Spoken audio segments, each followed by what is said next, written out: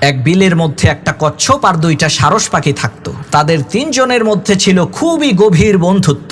একবার চৈত্র মাসের প্রচন্ড খরার কারণে সেই বিলের পানি একেবারে শুকিয়ে গেল। তখন সেই কচ্ছপ তার দুই সারস বন্ধুকে বলল, দোস্ত, বিলের পানি তো একেবারে শুকিয়ে গেল, এখন আমি বাঁচবো কিভাবে? তখন ওই দুই সারস পাখি বলল, আরে চিন্তার কোনো কারণ নাই, আমরা দুইজন মিলে তোমাকে অন্য আর একটা বিলের মধ্যে নিয়ে যাব যেখানে পানি আছে। কচ্ছপ বলল, সেটা তো বুঝলাম, কিন্তু আমি তো আর তোমাদের মতো উড়তে পারি না, আমি যাব কিভাবে?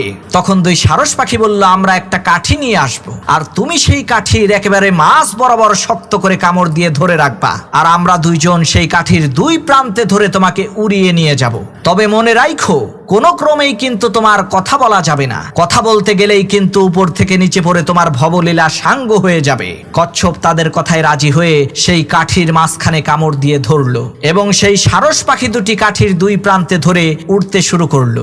এই দৃশ্য যখন এলাকার লোকজন দেখলো, তখন তারা খুবই অবাক হয়ে চিৎকার করে সেই কচ্ছপের প্রশংসা করা শুরু করলো। তখন কচ্ছপ চিন্তা করলো, এলাকার সমস্ত মানুষ আমার প্রশংসা করছে, সবাইকে অন্তত একবার হলেও তো থ্যাংক ইউ বলতে হবে। এই চিন্তা করে যখনই কচ্ছপ থ্যাংক ইউ বলার জন্য মুখটা খুলেছে, সাথে সাথে সে উপর থেকে নিচে পড়ে তার জনমের মতো সর্বনাশ হয়ে গেল। এজন্যই তো বিশ্বনবী বলেছেন যে কম কথা বলে সে নাজাত পায়।